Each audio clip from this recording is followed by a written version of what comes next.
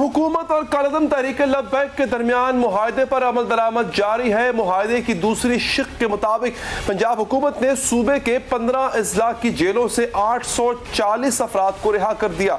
रिहाई पाने वालों को पिछले चंद रोज में मुख्तलिफ शहरों से नक्स अमन के कानून के तहत 3 माह के लिए कैद किया गया था। गुज़िश्ता रोज स्टीयरिंग कमेटी की लाहौर में मुलाकात के बाद इन अफराद की रिहाई के अहकाम जारी किए गए हैं। कालदम जमात की जानिब से कल मजीद रिहाइयों के दावे भी सामने आ रहे हैं। आज वफाकी काबीना के इजलास के बाद जो खबरें सामने आई हैं उनके मुताबिक वज़ीर-ए-आज़म ने कालदम तहरीक लब्बैक पाकिस्तान के मामले पर अरकान को गुफ्तगू से मना कर दिया और कहा कि हसास मामला है। दूसरी जानिब तहरीक इंसाफ की सफ़ों में मुआहदे के बावजूद कन्फ्यूजन बरकरार है। वो जमात जो चंद रोज पहले दहशत गर्दों की तरह ट्रीट की जानी थी, आज इससे इत्तेहाद की ख्वाहिश तहरीक इंसाफ में जाग रही है, मचल रही है। इत्तेहादी बनाने की ख्वाहिश का इज़हार किया जा रहा है। तहरीक इंसाफ वसी पंजाब के सदर सेनेटर एजाज अहमद चौधरी की जानिब से दावा किया गया है कि कालदम तहरीक लब्बैक पाकिस्तान से सियासी मामलात पर गुफ्तगू जल्द शुरू करेंगे। एजाज चौधरी के मुताबिक कालदम तहरीक लब्बैक के साथ हुकूमती मुआहदा खुशाइंद है और वो पुरुम्मीद है कि मुआहदा जल्दी पाया तकमील तक पहुंचेगा। तहरीक इंसाफ के रहनुमा एजाज चौधरी के मुताबिक वो साद रिजवी की रिहाई पर गुलदस्ता लेकर मुलाकात के लिए जाएंगे। कालदम तहरीक लब्बैक से सियासी मामलात पर गुफ्तगू जल्द शुरू करेंगे। एक तरफ ये मौक़िफ़ है, दूसरी जानिब वज़ीर इत्तलात फवाद चौधरी ने ट्वीट किया और मौक़िफ़ अपनाया कि मजहबी इंतहा पसंद गिरोह के पास हुजूम के जरिए तशद्दुद करने की सलाहियत तो होती है, लेकिन इनकी सियासी सलाहियतें हमेशा महदूद रहती हैं। उनका मजीद कहना था कि एक वक्त था जब सुन्नी तहरीक TLP से ज़्यादा पुरतशद्दुद थी, लेकिन अब इसके पास वो ताकत नहीं है। फवाद चौधरी ने कहा कि ये जमात भी जल्द खत्म हो जाएगी और इस पार्टी से इत्तेहाद बैनुल-अक़वामी तन्हाई का बायस बनेगा। कालदम तहरीक के साथ होने वाले मुआहदे और मुमकिना सियासी इत्तेहाद के हवाले से फवाद चौधरी ने काबीना के इजलास के बाद भी बात की। फवाद चौधरी के मुताबिक ना तो कालदम तहरीक के साथ किया गया मुआहदा काबीना में ज़ेरे बहस लाया गया है, न ही कालदम तहरीक लब्बैक के साथ सियासी इत्तेहाद ज़ेरे बहस लाया गया। इसके ऊपर शाह महमूद कुरैशी साहब ने जो है वो बात की है, लेकिन अभी तक काबीना को जो एग्रीमेंट है उसके मुतालिक कोई डिटेल्स जो हैं वो आज नहीं हुई और शाह महमूद कुरैशी साहब जो हैं वही उसके ऊपर जो है वो बात करने के मजाज। एक तरफ तन्हाई है, दूसरी तरफ मुमकिना इत्तेहाद है, तीसरी जानिब दहशतगर्द जमात के इल्ज़ाम है। कालदम तहरीक लब्बैक के एहतजाज, धरने और मुआहदे के बाद जो सूरत हाल सामने आ रही है, इस पर हमारी टीम ने एक रिपोर्ट तैयार किया। नाज़रीन, ये चंद चुभते सवालात हैं जो इस रिपोर्ट में पूछे गए हैं। आइए मुलाहिज़ा कीजिए। बात करेंगे, हमारे साथ मौजूद हैं इस वक्त जनाब सदाकत अली अब्बासी साहब। बहुत शुक्रिया आपके कीमती वक्त का। सर, कंफ्यूजन, अब आप कहेंगे, मुझे पता डेफिनेटली आप गवर्नमेंट के नुमाइंदे हैं, स्पोक्स पर्सन, आप कहेंगे कोई कंफ्यूजन नहीं है, लेकिन एक वजीर कह रहा है कि आज भी कि ये दहशतगर्द है, एक वजीर कह रहा है ये जत्था है, इनको भारतीय फंडिंग हो रही है। गो कि वो वजीर अब बात करने से कतरा रहे हैं, सभी बात करने से कतरा रहे हैं, लेकिन दूसरी जानिब आपकी पार्टी के ही जो सेनेटर हैं वो कहते हैं हम इनसे सियासी इत्तेहाद करेंगे। सर, प्लीज अवाम को बता दें कि आप लोग चाहते क्या है? आप इनको दहशतगर्द मानते हैं, सियासी इत्तेहादी मानते हैं, आप इनको मानते क्या हैं, और फिर आप अवाम के सामने क्या रखने जा रहे हैं, अगली चीज क्या रखने जा रहे हैं? Ali other, let me appreciate you. मैं आपकी तारीफ करता हूं कि जिस तरीके से आपने अपना इब्तिदाइया बनाया और एक सही माने में एक पाकिस्तानी और एक मुसलमान की जो इस वक्त की आवाज होनी चाहिए थे वो आपकी है और आपने वो दिखाई और मैं उसको अप्रिशिएट करता हूं। और आपने जो जज्बात की तर्जुमानी की उन लोगों की जिनके प्यारे आज चले गए और जो आज बच्चे यतीम हो गए और जिनके घर वाले आज पता नहीं कितना कितना उनको तकलीफें हैं वो देखेंगे। एक तो आपको तारीफ करनी है। दूसरी बात ये आपका बिल्कुल सवाल है कि जी इसका जवाब कौन देगा, तो ये बड़ा ही मुश्किल सवाल होता है हुकूमत में बैठ के इसका जवाब देना कि ये जो कुछ किया गया अली हैदर साहब, ये एक और इस तरह का वाकया, एक और मॉडल टाउन का वाकया اور ایک اور کہانی جو خدا نخواستہ ایک اور گھر کی یا کئی 100 گھروں کی کہانی ہوتی، اس کہانی کو سے بچنے کے لیے کبھی کبھی آپ کی even at the position of strength آپ کو اس طرح کے معاہدات کرنا پڑتے ہیں، تاکہ کسی ریاست، جس طرح آپ نے کہا ماں ہوتی ہے اور وہ ماں نہیں چاہتی کہ کوئی بھی بچہ اس کا، چاہے وہ مظاہرین میں سے ہے اور چاہے وہ پولیس والوں میں سے ہے یا لا انفورسنگ ایجنسی کا کوئی ممبر ہے، ان کی جان جائے اور اس کے گھر سے اس طرح کی آوازیں آئیں۔ لہذا انسانی جانوں کا ضیاع روکنے کے لیے، خون خرابہ روکنے کے لیے اس طرح کے معاہدات ہوتے ہیں، اور کوشش ہوتی ہے کہ یہ معاہدات عرض یہ ہے بھائی صاحب، آپ کے معاہدے پہ تو آج تک کسی نے اعتراض کیا ہی نہیں، پہلے والے پہ بھی نہیں کیا تھا، اس پہ بھی نہیں کیا۔ عرض یہ کر رہا ہوں کہ یہ جو آپ کہہ رہے ہیں کہ یہ کہانی سامنے آ سکتی تھی کہ اتنے لاشیں گر گئی، مزید لاشیں گر سکتی تھی، بالکل گر سکتی تھی سر۔ اس سے ایک رات پہلے جو حکومت کا اور حکومت کے ترجمانوں کا جو رویہ تھا اور جو زبان تھی، جو کلمات ان کے منہ سے ادا ہوئے، وہ یہی بتا رہے تھے کہ لاشیں بھی گریں گی، کسی کے مائی کے لال کی ہمت نہیں ہے کہ وہ اسٹیٹ کو چیلنج کر سکے، اسٹیٹ کو بلیک میل کر سکے۔ یہ ایک رات پہلے کے معاملات ہیں سر۔ ایک دوسرا نمبر پہ یہ کہ معاہدہ آپ نے کیا، اچھا کیا، یہی معاہدہ ان 6 لاشوں کے گرنے سے پہلے بھی ہو سکتا تھا نا۔ ہمارا سوال یہ ہے آپ سے، میں آپ کی آخری بات تھوڑی سی پلیز میں مس کر گیا، عرض کر رہا ہوں کہ جی آخری بات یہ تھی کہ جس معاہدے کی آج آپ ہمیں اس کی بتا رہے ہیں کہ اس کی افادیت کتنی ہے جو آپ نے معاہدہ کیا، اچھا کیا معاہدہ کر کے، لوگ شکوہ یہ کر رہے ہیں کہ یہ معاہدہ کچھ دن پہلے بھی کیا جا سکتا تھا، تب آپ رکاوٹیں ڈالیں، جو چیزیں آپ نے لبیک والوں کی مانی ہیں، وہی چیزیں وہ بڑے آرام سے عدالتی طریقے سے منوانا چاہ رہے تھے، جس میں آپ رکاوٹ ڈال رہے تھے۔ تو اگر آپ یہ نہ کرتے تو شاید یہاں تک بھی نوبت نہ آتی۔ علی حیدر صاحب، جو آپ بات کر رہے ہیں دیکھیں، جب معاہدے سے پہلے کسی کو پتہ نہیں ہوتا کہ معاہدہ ہوگا کہ نہیں ہوگا، ریاست اپنا مسل دکھاتی ہے، پوری اپنی طاقت دکھاتی ہے، اور مظاہرین یا جو آپ کی مخالف گروپ ہوتا ہے یا پارٹی ہوتی ہے، اس کو پوری طرح یہ دکھایا جاتا ہے کہ اگر آپ نے کوئی ایسی حرکت کی تو آپ کے خلاف یہ ہو جائے گا۔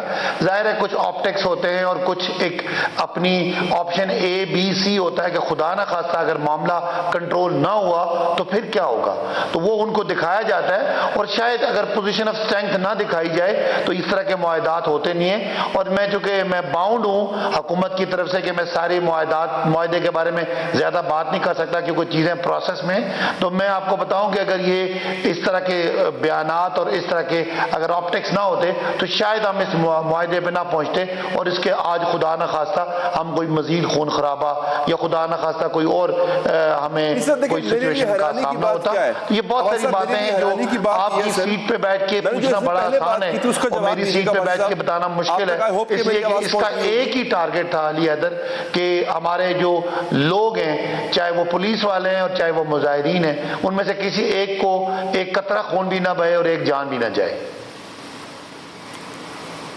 اچھا، میں چونکہ ایک بڑا مختصر سا ناظرین میں وقفہ لینے جا رہا ہوں، بالکل ہوگا، میں چاہ رہا ہوں کہ یہ آڈیو کا مسئلہ جو ہے بس صاحب کا یہ مسئلہ حل ہو جائے تاکہ ہم بڑی آرام سے بات کر سکیں۔ وقفہ لیتے ہیں، وقفے کے بعد حاضر ہوتے ہیں۔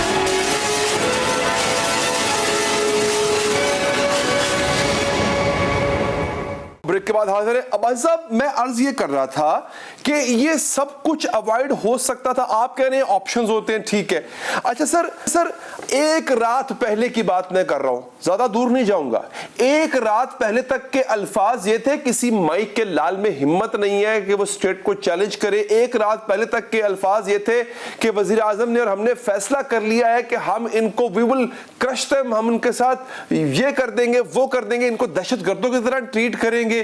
یہ آپ ایک حد تک جائیں نا سر، جب آپ نے معاہدے کرنے ہوتے ہیں، جب آپ نے اگلے کی شرطیں ماننی ہوتی ہیں تو پھر ایک حد تک جایا کریں۔ یہ دہشت گرد ہے۔ اچھا، مجھے ایک بات بتا دیں، آپ میرے وفاقی وزیر آ کے یہ ٹی وی پہ کہے کہ ان کو بھارتی فنڈنگ ہوتی ہے تو میں تو اس شخص کو، اس گروہ کو ملک دشمن سمجھوں گا نا، اور اگلے دن جا کے معاہدہ کر لیں اس سے اور پھر کہیں جی ہم مصلحتاً ہم نے معاہدے کر لیے، تو سر پھر تو آپ بی ایل اے کے ساتھ بھی معاہدے کر لیں، پھر تو آپ کلبھوشن کو بھی چھوڑ دیں۔ بھارتی فنڈنگ والے الزام کے بعد ایک بندے نے بھی پوچھا کہ یہ تحقیقات کیوں نہیں کر رہی بھارتی فنڈنگ کی جو ان کو بھارتی فنڈنگ ہو رہی تھی، تو سر پھر یہ سوال اٹھتے ہیں۔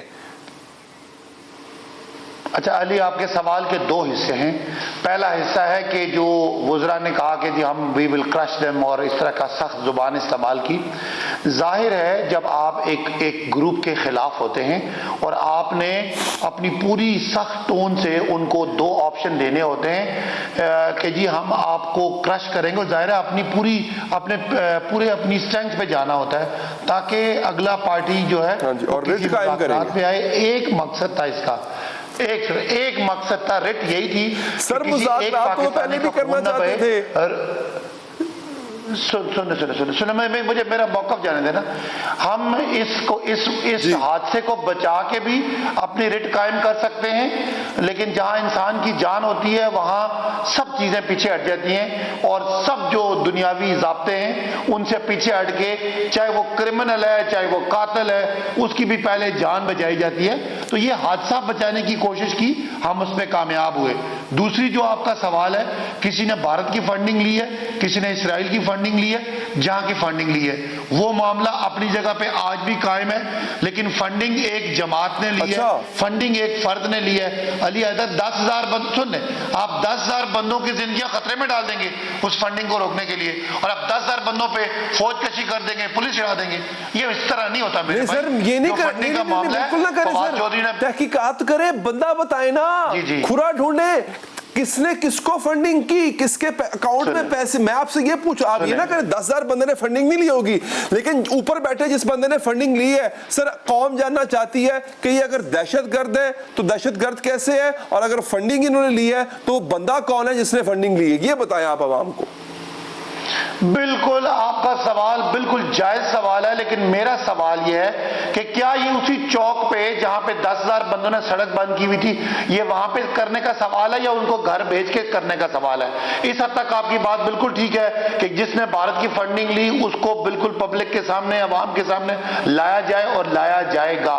جس نے ایک کوئی چیز جلائی ہے، ایک پولیس والے کو ڈنڈا مارا ہے، اس کو کوئی نہیں چھوڑے گا. یہ جو آپ بات کر رہے تھے لوگوں کو چھوڑنے کی، جب ایک پروٹیسٹ ہوتی ہے بہت سارے لوگ وہ جو کیا ہوتا ہے ایم پی او کے تحت اریسٹ ہو جاتے ہیں، جو ڈائریکٹ کسی کلیش میں انوالو نہیں ہوتے لیکن وہاں پہ موجود ہوتے ہیں. ان کی تحقیقات ہوتی ہے.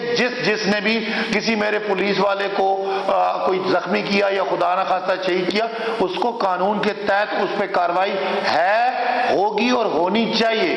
یہ کوئی معافی نہیں ہے. ہاں اگر 700 بندے ایک مظاہرے میں تھے، 2 نے پتھراؤ کیا، ان 2 کو الگ کریں اور 698 کو ہم اس معاملے میں معافی دے سکتے ہیں کہ مذہبی جذبات ہیں، لوگ مذہب سے پیار کرتے ہیں، نبی پاک سے پیار کرتے ہیں اور ایک ورگلانے میں آ بھی جاتے ہیں. لہذا اینڈ آف دا ڈے ایک بات تھی کہ کیا ایک اور ماڈل ٹاؤن کے ہم انتظار کرتے، ایک اور لال مسجد کے واقعے کا انتظار کرتے، آپ مجھے بتائیں اس سے ورسٹ آپ کیا کرنا چاہتے تھے؟ 6 پولیس والے شہید ہو گئے نا سر، وہ کہہ رہے ہیں 12 ہمارے مارے گئے، آپ کہہ رہے ہیں 6 پولیس والے مارے گئے. اور آپ کیا چاہ رہے تھے؟ اس سے اور کیا ہوتا ہے؟ انتہا تو پہلے ہو چکی تھی سر. ایک خون کا قطرہ، ایک خون کا قطرہ میرے لیے قیمتی ہے. لیکن آپ یہ کہہ رہے ہیں کیا ہو سکتا تھا، خدا نہ خواستہ اگر پولیس اس پہ آپریشن سر اگر قیمتی تھا تو بہانے کیوں دیا؟ تو علی حیدر صاحب معاملہ ہی نہیں تھا. آپ کیا چاہتے ہیں؟ بات بتائیں سر، خدا نہ خواستہ اور سب سے پہلے جھوٹ گورنمنٹ کی طرف سے یہ بولا گیا کہ یہ جو بیٹھے ہیں یہاں پہ یہ فرانس کے سفیر کی ملک بے دخلی چاہ رہے ہیں. وہ یہ کہہ رہے ہیں ہمارا مطالبہ تھا ہی نہیں، اور اس بنا پہ کہ یہ فرانس کے سفیر کی بے دخلی چاہ رہے ہیں، آپ نے ان سے مذاکرات نہیں کیے. وہ کہہ رہے ہیں ہمارا مطالبہ یہ تھا ہی نہیں. جب آپ نے یہ ڈیڈ لاک قائم کر دیا تو پھر بات تو خونریزی تک پہنچنی تھی. اس کو گورنمنٹ پہلے ہی افہام و تفہیم سے حل کر لیتی. قوم سے اور ان سے جھوٹ کیوں بولا گیا؟ اچھا علی حیدر، جس آپ تند و تیزی سے آپ آ رہے ہیں نا، اسی سے میں بھی آ سکتا ہوں، لیکن مجھے کچھ ظاہر میری مجبوریاں ہیں کہ میں کھل کے بات نہیں کر سکتا، اور میں اس مجبوری کی وجہ سے بہت ساری باتیں بالکل ان کا مطالبہ کیا تھا، ان کا مطالبہ تھا کہ پرانے معاہدے پہ آپ بات کر رہے ہیں. اچھا سن لینا عباس صاحب، میں آپ کو لائیو ٹیلی ویژن پہ خراج تحسین پیش کرتا ہوں. یہ آپ واحد حکومتی شخص ہیں جو ہمت کر کے اس پہ بات کر رہے ہیں. ہم صبح سے کانٹیکٹ کر رہے ہیں کہ ہمیں جو ہے وہ متعلقہ شخص وزارت داخلہ کا یا وزارت اطلاعات کا کہ جنہوں نے بلند و بانگ دعوے کیے تھے وہ انکار کر چکے ہیں. کوئی بندہ نہیں آ رہا. میں جس سکرین پہ دیکھ رہا ہوں میں صداقت علی عباسی کو دیکھ رہا ہوں. تو یہ میں اس چیز سے ہٹ کے میں آپ کو یہ شاباش دوں گا اس پہ. اچھا بڑی مہربانی. میں یہ بات کر رہا ہوں کہ چونکہ آج وہ معاہدے کی عمل درآمد کا ٹائم ہے اور میری باتیں ان کا غلط رزلٹ بھی نکل سکتا ہے اور خدا نہ خواستہ کوئی اس کا نقصان بھی ہو سکتا ہے. اس لیے میں صرف اتنی بات کروں گا. آپ ٹویٹر ٹرینڈ دیکھیں کیا تھا کہ جی معاہدے پہ عمل کریں. مہربانی کر کے جب آپ اس پروگرام سے فارغ ہوں پچھلا جو معاہدہ ہوا تھا اس کی شکیں پڑھ لیجئے گا, پھر میں آپ کو اپنے سوال کا جواب مل جائے گا. اس سے زیادہ میں سخت بات نہیں کرنا چاہتا, لیکن یہ بات غلط ہے کہ ان کا یہ مطالبہ نہیں تھا. لیکن چونکہ اس بات کو اور زیادہ کرنے سے خدا نہ خواستہ معاہدے پہ کوئی اگر حرف آ جائے تو میں اپنے آپ کو اس کا پھر مطلب میں ایک ذمہ وار ہو جاؤں گا. اس لیے میں زیادہ بات نہیں کرتا. اتنی بات ضرور ہے کہ پچھلے معاہدے پہ عمل درآمد ان کا مطالبہ تھا, اور پچھلا معاہدہ کیا تھا وہ ذرا آپ پڑھیں گے تو آپ کو میری بات کا جواب مل جائے گا. سر چلے ٹھیک ہے, وقت چونکہ ختم ہے, لیکن میں بیسکلی جو میں بات کر رہا ہوں نا وہ اس بیس پہ کر رہا ہوں کہ جس شخص کو بلا کے آرمی چیف نے اپنے پاس اس معاملے کو تصفیہ تک پہنچایا وہ ہے مفتی منیب الرحمان صاحب. ان کے الفاظ سے جو میں آپ کے سامنے رکھ رہا تھا, بیسکلی یوں کہہ لیں کہ مفتی منیب صاحب نے معاہدہ کھول کے رکھ دیا ہے. آپ چھپاتے رہے, مفتی منیب صاحب بتا چکے ہیں معاہدہ کس چیز پہ ہوا ہے, کیا چیزیں ڈسکس ہوئی ہیں. خیر بہت بہت شکریہ آپ کے قیمتی وقت کا. ناظرین موجود ہے صداقت علی عباسی صاحب, آگے بڑھتے ہیں. عوام کو مہنگائی اور بڑھتی قیمتوں کا شکوہ ضرور ہوگا, لیکن بہت سے شکوے وزیر اعظم عمران خان کو بھی ہیں. وزیر اعظم کا خیال ہے کہ ان کی حکومت کی کارکردگی تو بہت اچھی ہے, بس اس کی تشہیر اچھے طریقے سے نہیں کی جا رہی ہے, اس کو بتایا نہیں جاتا. گزشتہ روز تحریک انصاف کی کور کمیٹی کا اجلاس ہوا. اس اجلاس کے اندر کی جو خبر نکلی ہے اس کے مطابق وزیر اعظم نے کہا کہ انہیں ٹیم اچھی نہیں ملی جس کی وجہ سے کارکردگی متاثر ہو رہی ہے, اور وزارت اطلاعات بھی درست طریقے سے کارکردگی کی تشہیر نہیں کرتی. وزیر اعظم نے حکم دیا کہ عوام میں جا کر حکومت کی کارکردگی بتائی جائے. اس کور کمیٹی اجلاس کے بعد آج کابینہ کا اجلاس بھی ہوا, اور اس اجلاس میں حکومت کی کارکردگی بتانے کے لیے انتہائی اچھوتا فیصلہ کیا گیا. وہ فیصلہ یہ تھا کہ آج کے بعد سے چیزوں کی نئی قیمت کا مقابلہ انہی چیزوں کی پرانی قیمتوں سے نہیں کیا جائے گا, بلکہ اس چیز کی دنیا کے دوسرے ملکوں میں کیا قیمت ہے اس سے مقابلہ کیا جائے گا. یعنی جس ملک میں گندم پیدا ہوتی ہے اس ملک کی گندم کی قیمت کا تقابل اس ملک سے بھی کیا جائے گا جہاں گندم پیدا نہیں ہوتی ہے, وہ ملک امپورٹ کرتا ہے. یعنی جس ملک میں گنا پیدا ہوتا ہے اس ملک کی چینی کی قیمت کا مقابلہ اس ملک سے بھی کیا جائے گا جہاں گنا پیدا ہی نہیں ہوتا. ضروری اشیاء کی جو تقابل ہے وہ کیا گیا ہے. اس میں ایک تو ہم تقابل کرتے ہیں پچھلے ہفتوں کے ساتھ, اور اب ہم نے ساتھ سلسلہ یہ بھی کیا ہے کہ جو ریجنل ممالک ہیں, ریجنل ممالک سے ہماری مراد یہ ہے کہ ہندوستان, بنگلہ دیش اور افغانستان, اور اگلے ہفتے سے شاید سری لنکا بھی اس میں شامل ہو جائے گا, ممالک سے تقابل کرتے ہیں ہم اپنی اشیاء. اب حکومت نے قیمتیں بتانے کا جو طریقہ نکالا ہے وہ پتہ نہیں کتنا کام کرے, لیکن مشیر خزانہ شوکت ترین عوام کو خبردار کر چکے ہیں کہ وہ بجلی اور تیل کی قیمتوں میں مزید اضافے کے لیے تیار ہو جائیں. وہ بتاتے ہیں کہ IMF تو زیادہ اضافہ کرنے کے لیے کہہ رہا تھا, ہم نے کم اضافہ. حکومت اس خیال میں ہے کہ اس کی کارکردگی میں تو کوئی کسر رہی نہیں ہے, کسر بس عوام کو اس کارکردگی کے بارے میں بتانے کی رہ گئی. وزیر اعظم عمران خان وزیر اعلیٰ عثمان بزدار کی تعریف کرتے ہوئے بھی کہہ چکے ہیں کہ عثمان بزدار کے پنجاب میں اقدامات تو بہت اچھے ہیں, بس وہ اپنے اقدامات کی تشہیر نہیں کرتے. چیف منسٹر پنجاب ہیں, آپ کو داد دیتا ہوں کہ جس طرح کے آپ کے میں نے جو دیکھیں انیشیٹیوز آپ لے رہے ہیں. پرابلم یہ ہے کہ آپ یہ سیکرٹلی یہ سارے انیشیٹیو دیتے کسی لوگوں کو پتہ نہیں چلتا, تو اس کی تھوڑی پبلسٹی بھی کر دیں. وزیر اعظم کہا کرتے تھے کہ قومیں سڑکیں بنانے سے نہیں بنتی. وہیں وزیر اعظم یہ بھی کہہ چکے ہیں کہ انہوں نے ماضی کی حکومتوں سے 3 گنا زیادہ سڑکیں بنائی ہیں, اس کی بھی تشہیر نہیں.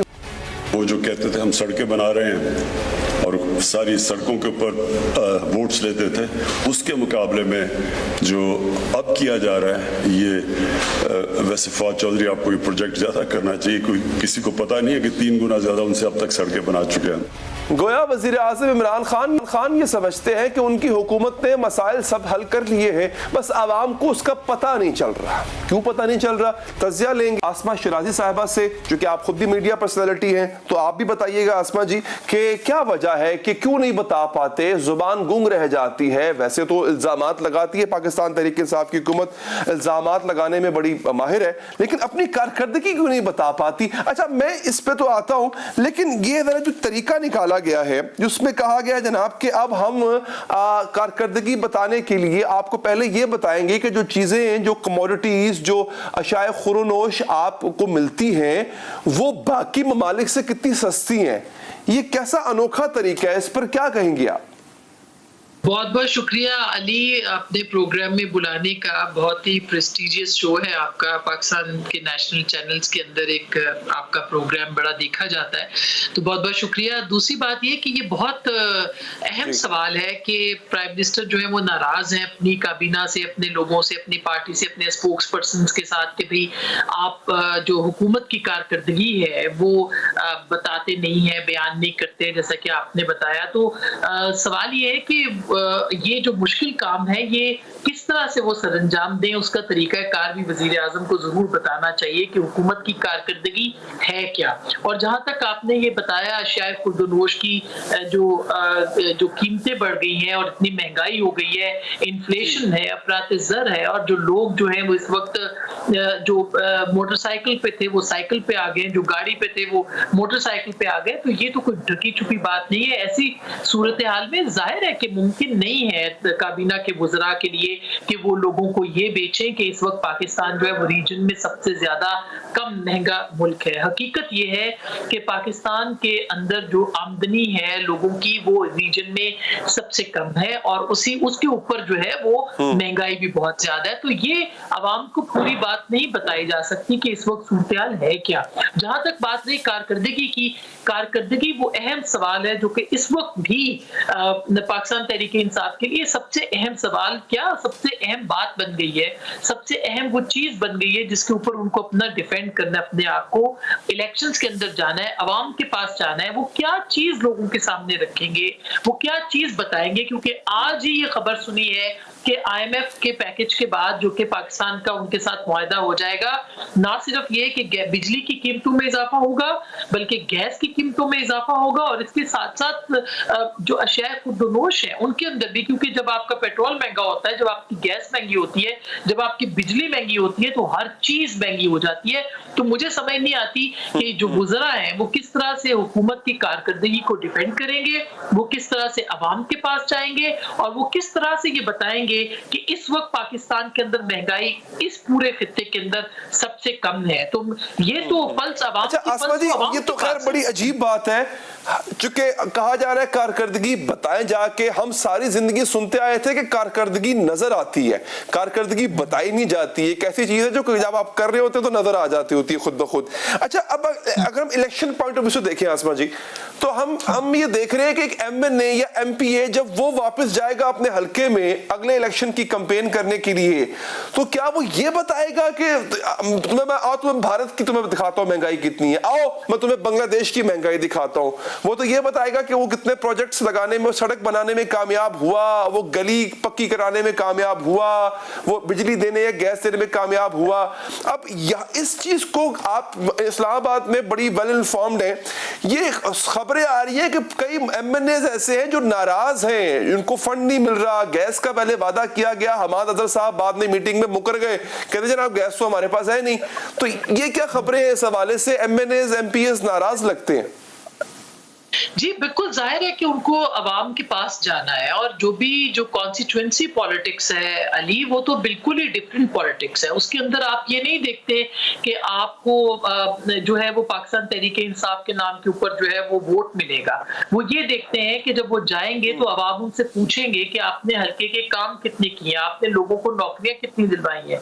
ये लाइक इट और नॉट, ये MNAs का काम नहीं होता, मगर पाकिस्तान के अंदर इसी तरह सियासत जो है वो चलती है कि आपको पूछा जाता है। तो आप किस तरह से लोगों को मुतमईन करेंगे कि आपने रोजगार, आपने वादे किए थे कि पहले 100 दिनों के अंदर आप जो है वो पाकिस्तान को तब्दील करेंगे, आप रिफॉर्म्स लेके आएंगे, आप नहीं लेके आए। आपने कहा करोड़ों नौकरियां मिलेंगी, नहीं मिली, बल्कि करोड़ों लोग जो है वो बेरोजगार हो गए, करोड़ों लोग जो है खत्ते गुर्बत से नीचे चले गए। आपने कहा 50 लाख घर या पता नहीं कितने घर जो है वो बनाएंगे, वो घर लोगों को आज तक दस्तयाब नहीं हुए, ऊपर से लोगों के घर जो है वो गिराए जा रहे और तजावुजात के नाम के ऊपर उनको जो है वो घरों को गिराया जा रहा है। तो ये वो चीजें जो कि अवाम देखते हैं और कॉन्स्टिट्यूएंसी। अभी आपने देखा कि लियाकत खटक साहब जो कि इधर आपके जो वजीर दिफा है उनके भाई हैं, उनके बेटे ने पाकिस्तान पीपल्स पार्टी ज्वाइन की। केपीके के अंदर वो एक बड़ा खानदान है, सियासी खानदान है, और आपने देखा कि उन्होंने पाकिस्तान पीपल्स पार्टी को ज्वाइन किया है। क्यों ज्वाइन किया है? इसलिए कि वो हवाओं का रुख देख रहे हैं, वो अवाम की नब्ज के ऊपर लोग हाथ रखते हैं। उनको बहुत अच्छे तरीके से पता है कि जब वो पब्लिक में लोग जाएंगे तो उसके बाद क्या होगा। और यही नहीं, अभी आप देखिएगा अगले 2-3 हफ्तों के बाद इनके अपने एमएनएस जो कि नाराज हैं वो किस तरह से सामने आएंगे। मेरी खुद कई एमएनएस के साथ बात हुई है जो ये कहते हैं कि जी हम टेलीविजन पे आके डिफेंड नहीं कर सकते क्योंकि उनकी कारकर्दगी जो है हुकूमत की, उसके ऊपर हमारे पास कोई जवाब नहीं है। बल्कि हो सकता है कि आने वाले दिनों में ऐसे हालात हो जाए कि खुल के लोग अपनी जमात के बारे में जो है वो बात करना शुरू कर दे और तहरीक इंसाफ के बारे में बात करना शुरू कर दे, जो कि इन्वायरमेंट हो रहा है। और आपको पता है कि अपोजिशन पार्टियों के साथ लोगों के राब्ते हैं इस वक्त, तमाम जमातों के साथ पाकिस्तान तहरीक इंसाफ के जो अरकान असेंबली है उनके राब्ते, भले वो सूबाई असेंबली है, भले वो कौमी असेंबली के अंदर लोग हैं। तो ये एक फैक्ट है कि लोग अभी से अपनी कॉन्स्टिट्यूएंसी पॉलिटिक्स जो है उसके ऊपर फोकस कर रहे हैं अगले इंतखाबात के लिए। जी आपकी बात ठीक है, कुछ जो थोड़ी बहुत ही खामोशी अगर है भी सही एमएनएस एमपीएस की तरफ से, वो इस इंतजार में भी है कि कुछ ना कुछ तो फंड मिल जाए, कुछ ना कुछ तो मिल जाए जो हल्के में लेके जाए, तब तक जरा खामोश रहा जाए। अच्छा आसमा साहिबा, मुकम्मल हिमायत हासिल थी मौजूदा गवर्नमेंट को एस्टैब्लिशमेंट की, एक पेज का तासुर, चले यूं कह लें कि नोटिफिकेशन वाले मसले से पहले तक तो कायम था और बखूबी कायम था, उसके बावजूद कारकर्दगी नहीं दिखा सके। आसमा साहिबा, अब अगले इलेक्शन में आप क्या समझती हैं कि अवामी रुख क्या होगा? अच्छा फिर वो बड़े बड़े लोग, वो लोग जिन्होंने तहरीके इंसाफ को फाइनेंशियली सपोर्ट किया, जहांगीर तरीन साहब हो गए और बड़े नाम है, वो भी पीछे हट चुके हैं, तो फाइनेंशियल सपोर्ट भी हासिल नहीं रही। अब अगले इलेक्शन में अवामी सपोर्ट, फाइनेंशियल सपोर्ट और एस्टैब्लिशमेंट की सपोर्ट, ये क्या देख रही हैं आप? ये साथ होगी इनके? देखिए, इस्टेब्लिशमेंट भी जो है वो हमेशा जीतने वाले जो घोड़े होते हैं उनके ऊपर अपना वो रखती है, क्योंकि इस्टेब्लिशमेंट को आवाम के पास डायरेक्टली तो नहीं जाना, वो तो पॉलिटिकल पार्टी या जिसके साथ भी उनकी सपोर्ट होती है उनके जरिए से पाकिस्तान की तारीख रही है। मैं उसको अभी के दौर के साथ रिलेट करूं कि ना करूं, लेकिन उसके बावजूद एक हमारी हिस्ट्री है कि जिस तरह से अवामी वो भी राय देखते हैं, ओपिनियन देखते हैं, परफॉर्मेंस देखते हैं, तो फिर उसके बाद ही जोड़ तोड़ जो है वो शुरू होता है। तो अभी अगर आप देखें कि सबसे बड़ा जो एस्टेब्लिशमेंट ने एक सफे की बात की थी इस हुकूमत के साथ, इस जमात के साथ, वो ये थी कि वो इनके साथ इसलिए खड़े थे कि उनका ख्याल था कि परफॉर्मेंस भी बेहतर हो जाएगी। इसलिए पूरी तरह से पिछले 3 साल में ये वाहिद हुकूमत है जिसके साथ एस्टेब्लिशमेंट भी और अदलिया भी और इसके साथ साथ जो है वो इदारे पूरी यकसुई के साथ रहे हैं, पीछे खड़े रहे हैं और बात करते रहे। ये अलग बात है कि पाकिस्तान तहरीक इंसाफ ने एस्टेब्लिशमेंट के साथ क्या किया है। अभी आप कलअदम तहरीके लब्बैक की बात देख लें कि उनको कलअदम किया तो क्यों किया, अब उनसे पाबंदी उठा रहे हैं तो क्यों उठा रहे हैं, मुआहिदा किसने किया, मुआहिदा क्या था, यहाँ तक के रियासत और अवाम, क्योंकि अगर खूरेजी हो जाती, गोली चल जाती तहरीके लब्बैक के कारकुनों के ऊपर, तो आपके ख्याल में क्या इसकी जिम्मेदार हुकूमत होती? वो हुकूमत जिसके वजीर आजम ये कहते हैं कि उनको तो पता ही नहीं था कि मुआहिदा क्या तय पाया, उनको तो ये पता ही नहीं था कि फ्रांसीसी सफीर जो है उसके हवाले से क्या खबरें थी। तो उनको जब इस बात का पता नहीं था, इस बात का इल्म नहीं था, तो इस बात की गारंटी क्या है कि कल जब खुदा ना खास्ता खूरेजी हो जाती, गोली चल जाती, एस्टेब्लिशमेंट और अवाम या रियासत और अवाम आमने सामने खड़े हो जाते, तो उसके बाद वजीर आजम कहते कि हमें तो पता ही नहीं था कि ये किसने किया और कहां से ये हुआ। तो एक बड़ी इस मामले को अगर देखें, एक बहुत बड़ी खूरेजी से बिल्कुल पाकिस्तान बचा है। ये अलग बात है कि हम इस बात की फेवर में नहीं है कि इस तरह की जो कलअदम तंजीमें हैं उनको सपोर्ट फराहम की जाए या उनको किसी तरीके से कंधा दिया जाए या उनको मेन स्ट्रीम पॉलिटिकल पार्टी के तौर पर फौरी तौर पर जो है वो एक्सेप्ट कर लिया जाए। लेकिन ये बात अपनी जगह पे मौजूद है कि इस्टेब्लिशमेंट ने पूरी तरह से इस हुकूमत का साथ दिया, हर जगह पे साथ दिया, लेकिन DGISI की तैनाती का मसला है, उससे पहले आर्मी चीफ की नोटिफिकेशन का मसला था, उनके एक्सटेंशन का मसला था।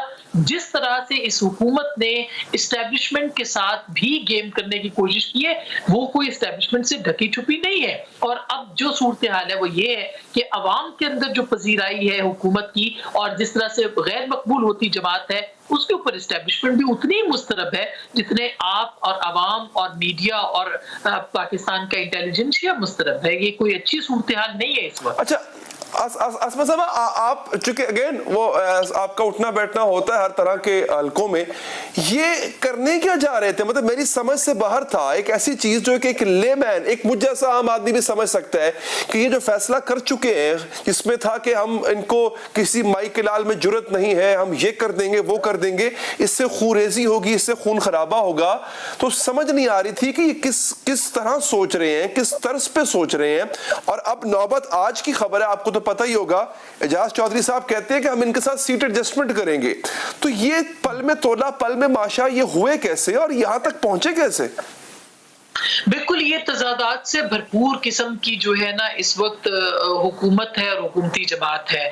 इन्होंने खुद ज्यादती भी कर दी है अपने दो वजीरों के साथ, जो कि एक इंटीरियर मिनिस्टर हैं शेख रशीद साहब और फवाद चौधरी साहब, जो कि पूरी तरह से फ्रंट फुट पे आके खेल रहे थे। और यही शेख रशीद साहब थे, आपने देखा कि उन्होंने कहा कि हम इनके साथ मुज़ाकरात करेंगे और वो कामयाब हो जाएंगे। जब उन्होंने एक दिन प्रेस कॉन्फ्रेंस की, उसके बाद फौरी तौर पर उनको कहा गया कि नहीं, आप सफीर वाले मामले के ऊपर डट जाएं। उन्होंने डटने का ऐलान कर दिया।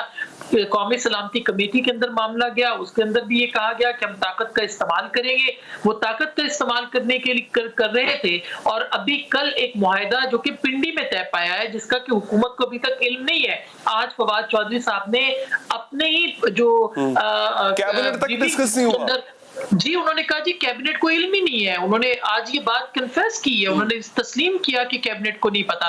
तो जब कैबिनेट को नहीं पता और वो मुआहिदा कहीं और तय पाया और वो खूरेजी से भी पाकिस्तान बच गया, तो मुझे बताइए कि आज के दिन में ही पाकिस्तान तहरीके इंसाफ जो कि कल एक्शन लेने की बातें कर रही थी, वो कह रही है कि हम सीट एडजस्टमेंट करेंगे, हम जो है वो जाके उनके साथ बात करेंगे। तो इसका मतलब ये है कि दाल में कुछ काला है। इसका मतलब ये है कि तहरीके इंसाफ के अंदर एक बहुत बड़ी डिवाइड है। इसका मतलब ये है कि तहरीके इंसाफ या वजीर आजम खुद जो है अपनी सोच अपने लोगों तक नहीं पहुंचा पा रहे। वो एक तरफ कुछ कहते हैं, दूसरी तरफ कुछ कहते हैं।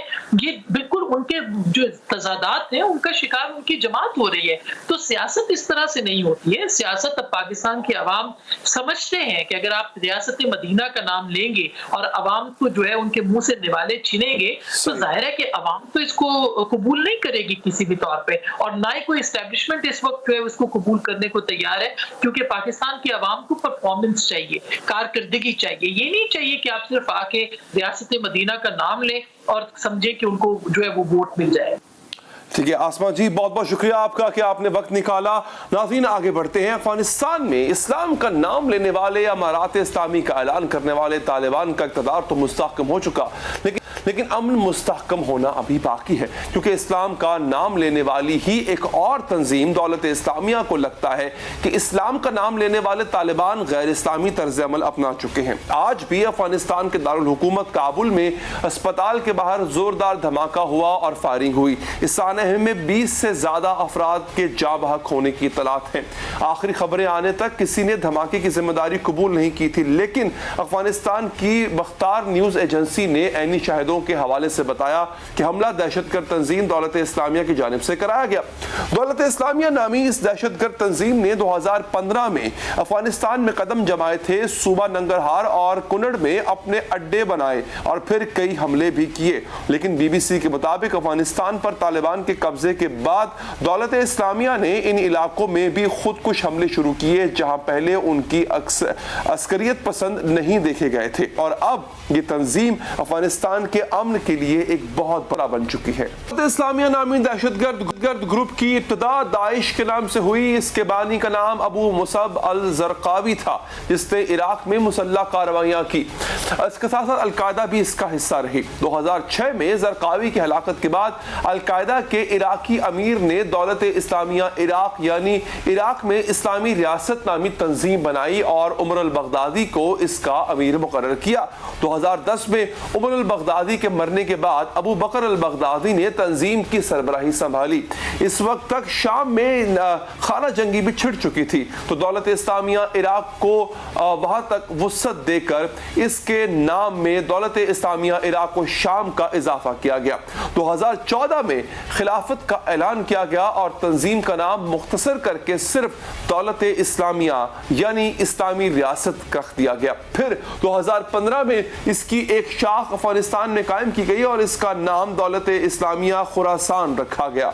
बीबीसी की एक रिपोर्ट के मुताबिक दौलत इस्लामिया ने तालिबान के नाराज अराकीन को भर्ती किया और तालिबान के खिलाफ भी हमले किए, अफगान फोर्सेस के खिलाफ भी हमले किए और अफगान अवाम को भी निशाना बनाया।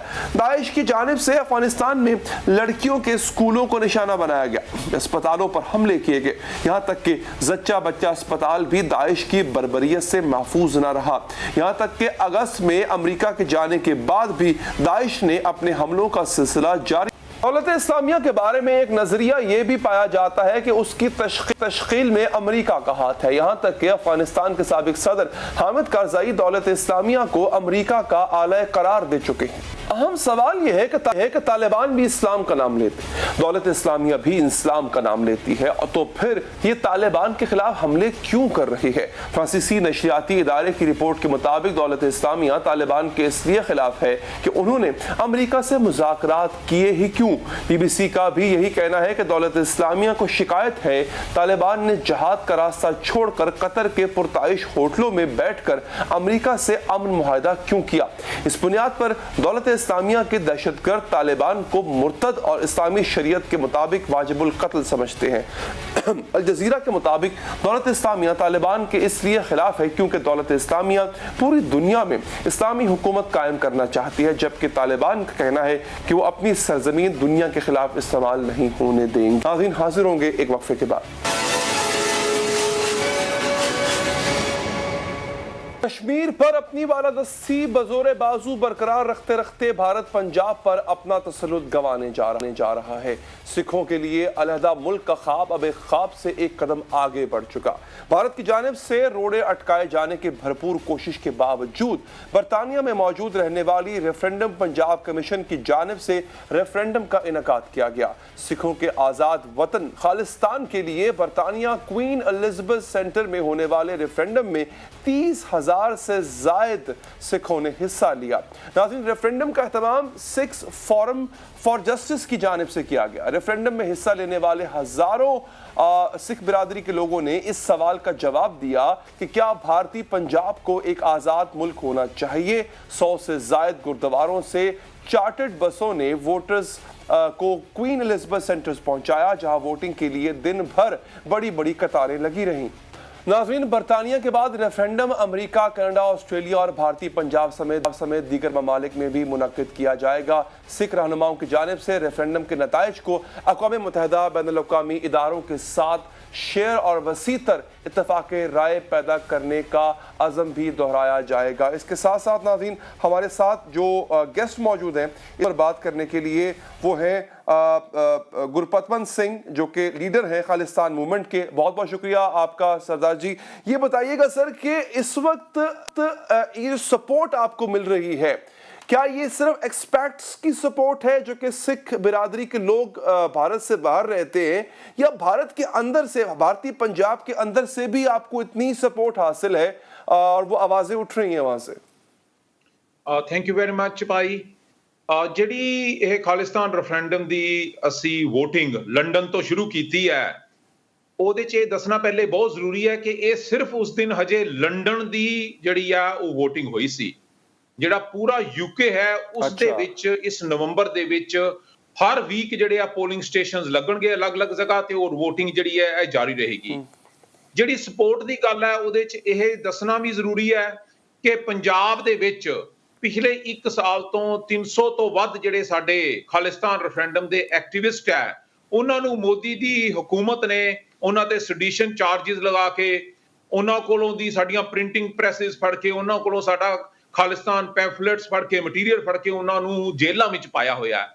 ਜਿਹੜੀ ਸਾਡੀ ਸਪੋਰਟ ਹੈ ਉਹ ਪੰਜਾਬ ਦੀ ਧਰਤੀ ਤੋਂ, ਭਾਰਤ ਦੇ ਕਬਜ਼ੇ ਵਾਲਾ ਜਿਹੜਾ ਪੰਜਾਬ ਆ ਉਸ ਧਰਤੀ ਤੋਂ ਆ ਰਹੀ ਹੈ, ਤੇ ਹਰ ਸਿੱਖ ਉੱਥੇ ਦਾ ਤੇ ਹਰ ਫੈਮਿਲੀ, ਹਰ ਪਰਿਵਾਰ ਜਿਹੜਾ ਹੈ ਉਹ ਲਗਾਤਾਰ ਇਸ ਗੱਲ ਦੀ ਜ਼ਦੋਜ਼ਹਿਦ ਕਰ ਰਿਹਾ ਹੈ ਕਿ ਤੁਸੀਂ ਬਾਹਰੋਂ ਪਹਿਲਾਂ ਖਾਲਿਸਤਾਨ ਰੈਫਰੈਂਡਮ ਦੀਆਂ ਵੋਟਾਂ ਕਰੋ ਤੇ ਉਸ ਤੋਂ ਬਾਅਦ ਪੰਜਾਬ ਦੇ ਵਿੱਚ ਪਹੁੰਚੋ। बिल्कुल ठीक है। बहुत बहुत शुक्रिया आपका गुरुपतवंत सिंह साहब के आपने कहा पंजाब जो भारतीय पंजाब है वहां पर भी जैसे कि बता रहे थे कि सपोर्ट है, और ये जो अभी रेफरेंडम हुआ है कि सिर्फ एक शहर लंदन का था। अभी आप कनाडा में बहुत बड़ी बिरादरी है, सिख बिरादरी बहुत बड़ी तादाद में रहती है वहां पर भी इस तरह के रेफरेंडम को एक्सटेंड किया जाएगा। प्रोग्राम का वक्त नाज़रीन यहाँ पर खत्म हो जाता है, मुझे दीजिए इजाजत, अल्लाह ने के बाद।